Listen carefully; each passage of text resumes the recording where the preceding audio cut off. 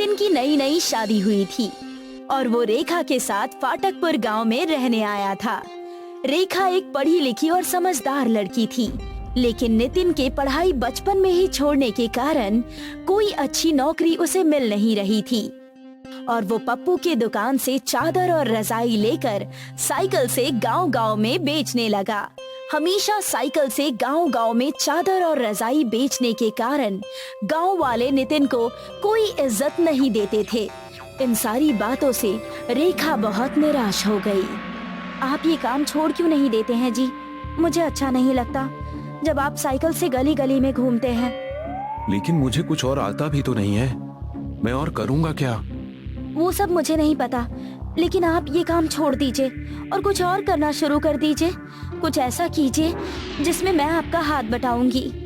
अरे भाग्यवान, अगर मैंने साइकिल से चद्दर बेचना भी बंद कर दिया तो हम खाएंगे क्या और पहनेंगे क्या? मैं जानता हूँ तुम पढ़ी लिखी और समझदार हो, लेकिन मैं तुम्हारे कमाए हुए पैसों पर नहीं रहना चाहता। ये मेरे लिए शर्म की बात होगी।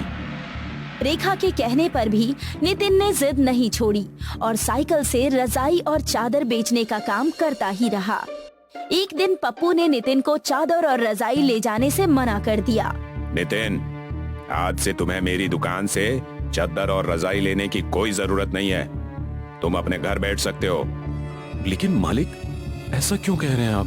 मैंने क्या गलती कर दी है?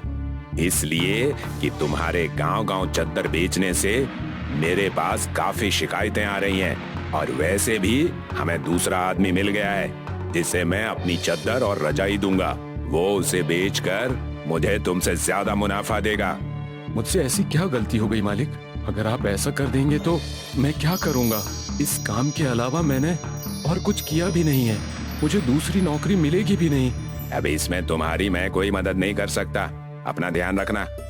नितिन हताश और परेशान होकर अपने घर चला गया। घर जाकर उसने सारी बातें अपनी पत्नी रेखा को बताई। कोई बात नहीं जी, मैंने आपसे पहले ही कहा था कि आप इस चीज को छोड़ दीजिए। अगर आप तभी मेरी बात सुन लेते तो आपको ये सब नहीं भुगतना पड़ता। तुम सही कह रही हो भाग्यवान, उस दिन मुझे तुम्हारी बात मान लेनी चाहिए थी। नितिन को निराश देखकर रेखा किचन से खीर लेकर आई और कहने लगी, मैंने आज आपकी पसंद की खीर बनाई है जिसे खाकर आप बेहद खुश हो जाएंगे। अच्छा, जरा चखाओ तो, कैसी बनी है? नितिन रेखा से खीर लेकर खाने लगता है। तभी उसके दिमाग में एक आइडिया आता है। वो खीर का व्यापार करने की सोचता है। अरे भाग्यवान, एक बात कहूँ, क्यों ना हम खीर का व्यापार करें? तुम इतना अच्छा खीर बनाती हो, हम इस बात का फायदा उठाएं। बस इसके लिए हमें कुछ पैसों की जरूरत होगी, लेकिन हम कमाई अच्छी करेंगे। आपने तो मेरे मन की बात कह दी जी। मैं कब से चाहती थी कि हम दोनों मिलकर कुछ करें। कुछ पैसे हैं हमारे पास जिससे हम ये व्यापार शुरू कर सकते हैं। हम कल से ही खीर बनाकर बेचना शुरू कर देंगे। और अगले ही दिन नितिन और रेखा ने खीर की दुकान खोल दी। पहले ही दिन उनकी बिक्री बहुत अच्छी हुई।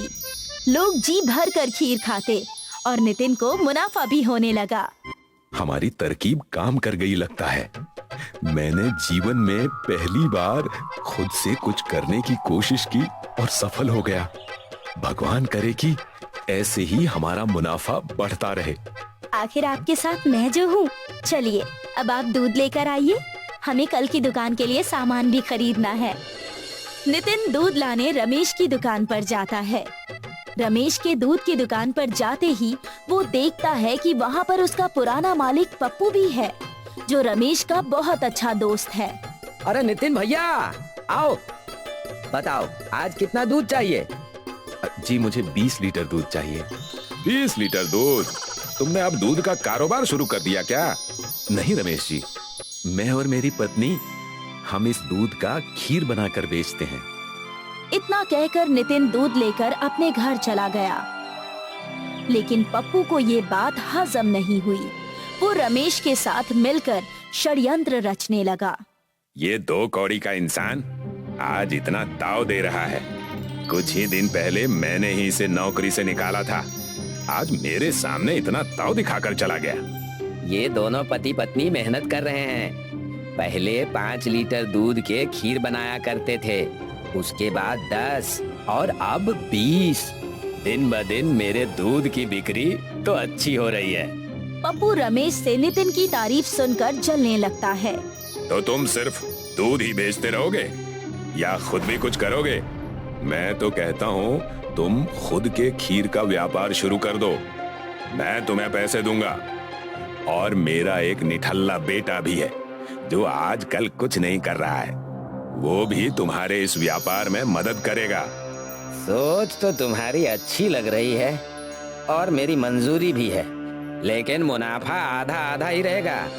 पप्पू के कहने पर रमेश उसकी बात मान गया और उसने पप्पू के बेटे राजू के साथ मिलकर एक खीर की बड़ी सी दुकान खोल ली और व्यापार करने लगा। दुकान तो बहुत बड़ी थी, लेकिन ग्राहक बिल्कुल नहीं दिख रहे थे। इससे हैरान होकर बोला, आज ज्यादा ग्राहक नहीं है, जरूर सब उस नितिन की दुकान पर खीर ले रहे होंगे। हमने तो अब हमारे दूध की दुकान से उसे दूध देना भी बंद कर दिया है, फिर भी उसकी दुकान खूब चल रही है। क्यों न हम गांव भर में अफवाह फैला दें कि नितिन की दुकान के खीर मिलावटी और नकली है। वो नुकसानदायक चीजें खीर में डालकर बेचता है। मानना पड़ेगा, तुम आखिर हो अपने बाप के ही बेटे। कर लो जैसा तुम्हें ठीक लगे। राजू ने ठीक वैसा ही किया। पूरे गांव में अपने दोस्तों के साथ मिलकर ये अफवाह फैला दी कि नितिन के दुकान की खीर मिलावटी है। पूरे गांव में नितिन के दुकान की ये बात आग की तरह फैल गई। लोगों ने नितिन के दुकान पर आना बंद कर दिया। इस बात से फिर से नितिन परेशान हो गया। ये जरूर उस पप्पू और उसके बेटे राजू की चाल है और इनका साथ रमेश भाई भी दे रहे हैं, क्योंकि उन्हें इनसे मुनाफा हो रहा है। हमारे ग्राहक हमसे छिन गए हैं जी। पता नहीं ये अफवाह हमारे बारे में कौन फैला रहा है। मेरे पास एक तरकीब है, क्यों ना हम गांव भर में प्रचार करें कि हम मिट्टी की खीर बना रहे हैं। मिट्टी की खीर? ये क्या है? मैं समझाती हूँ। लोगों को लग रहा है कि हम मिलावट कर रहे हैं। हम जोरों शोरों से अपने मिट्टी के खीर की विज्ञापन करेंगे और हर जगह पोस्टर और प्रचार करवाएंगे और मिट्टी के बर्तन में उन्हें सामने खीर बनाकर दिखाएंगे। इससे हमारा प्रचार भी हो जाएगा और हमारी दुकान भी चल जाएगी। तो देर किस बात की? मैं अभी से ही इसकी सारी व्यवस्था करना शुरू कर देता हूँ। रेखा के ऐसा कहने के मुताबिक नितिन ने पूरे गांव में प्रचार किया। मिट्टी के खीर की चर्चा पूरे गांव में होने लगी। लोग मिट्टी का खीर देखने के लिए दूर दूर से आने लगे। जब लोगों ने मिट्टी के खीर को देखा तो लोग दंग रह गए और नितिन के दुकान से खीर लेकर खाने लगे। लोगों को इतने चाव से खीर खाते हुए देख रेखा ने कहा, इस खीर में मिट्टी के सारे गुण हैं। ये खीर हमारे शरीर के लिए बहुत ही पौष्टिक है और हमें ताकत भी देता है और साथ ही साथ कैल्शियम, विटामिन सब दे देता है। जाने मन, आखिर तुम्हारी समझदारी काम आ ही गई। क्या आप भी? रेखा और नितिन का व्यापार पहले से 2 गुना बढ़ गया और रमेश को इसी वजह से अपनी दुकान बंद करनी पड़ गई। पप्पू और उसका बेटा राजू मानो हंसना भूल ही गए और इधर नितिन और रेखा दोनों पति पत्नी खुशी खुशी रहने लगे।